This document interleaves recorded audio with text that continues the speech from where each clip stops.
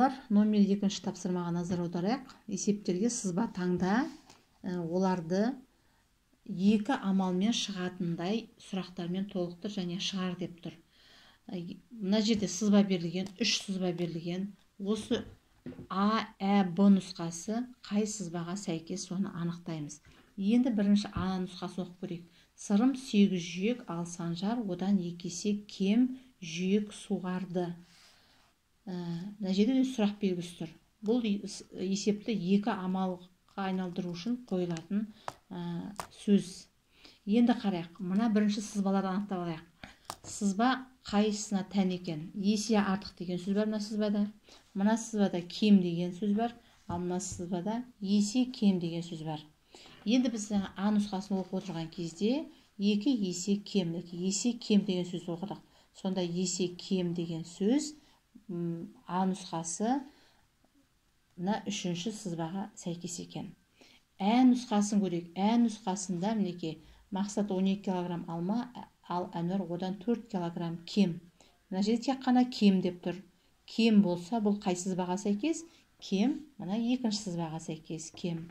Ары қарай Б серуенге 5 ересек адам, ал олардан 3 есе артық балалар шықты. Мінекей бұл жерде есе артық деген сөз бар. Мінекей мына сызбада да есе артық деген сөз бар. Сонда Б нұсқасы бірінші сызбаға сәйкес келеді екен. Енді осы сызбаға қарап отырып, есептің шартын құруға болады. Және бұлар бір амалмен шығарылатын сызбалар тек қана. Біз бұны екі амалмен шығатындай етіп айналдырамыз. Мен сіздерге А нұсқасын көрсетейін, ары қарай өзіміз шығаруға тырысамыз. Бұл жерде кімдер бар? Сырым және Санжар бар. Ал жазып көрейік. Есептің шарты. Бірінші сырым. Сырым неше жүйек? 8 жүйек. Одан кейін Санжар. Санжар 2 есе кем. Белгісі саламыз міндетті түрде 2 есе кем. Есе кем, кем артық дегендер болса. 2 есе кем. Балалар, біз бұрын кем артық дегенді шығарып жүрдік, солай ма? Егер біз кем деген жағдайда азайтып жүрдік. Азайту амалын пайдаландық. Артық дегенде қосуды пайдаландық. Солай ма? Енді бұл жерде есе кем, есе артық дегендер беріледі. Енді қарайық. Егер есе кем десе, біз бұл жерде бөлу амалын пайдаланамыз. Ал есе артық десе, біз көбейту амалын пайдаланамыз. Есімізге мақтап сақтап алайық мінекей. Есе кем. Енді мына есепте есе кем деген сөз беріліп тұр. Ол қай амалға байланысты? Мінекей, бұл бөлу амалымен байланысты есеп. Ал көрейік есепті шығарып. Енді есе кем десе біз не істейміз? Бөлеміз. Бұл жерде 8-ге 2-ні бөлеміз. Шешуі 8-ге 2-ні бөлеміз. Сонда шығады 4. 4 дегеніміз бұл кімнің саны? Санжардың саны. Мінекей. Бұл жерде біз 2 енді болды пайдаланбаймыз. Мұнадан кейін 2-ге бөліп кеттік. 4. Енді Санжардың саны 4 болды. Ұмытпайық. 2-ні қайталап пайдаланбаймыз қайтадан. Енді бізге есепті 2 амалмен шығарыңдар депті. Бірінші амалымыз, бірінші сұрағымыз тұр.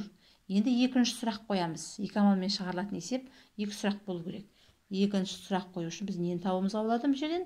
Барлығын табуымызға болады. Барлығын салып, барлығы белгісіз деп.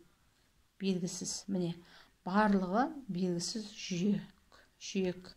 Енді бұны қалай шығарамыз? Мінекей, бірінші амал орындалды, бірінші сұрағымыз.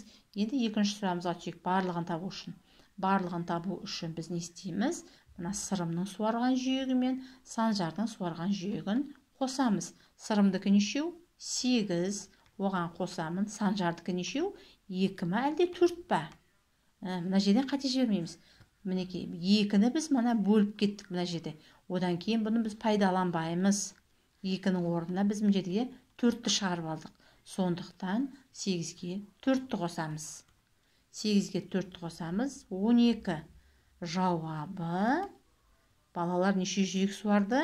Балалар бұл жерде екеуін жазамыз, себебі барлығы деп тұр ғой, 2 бала жазылып тұр. Балалар 12 жиек суғарды. 12 жиек суғарды балалар. Мінеке, осылай шығады А нұсқасы. Міне, Ә нұсқасы бұл жерде кем деп тұр. Кем дегенде біз азайтамыз, солай ма? Ал Ә нұсқасында бұл жерде есе артық. Енді есе бар. Мінеке, алдында есе болса ойланамыз. Есе артық. Мінеке, есе артық десе, біз не істейміз? Көбейтеміз.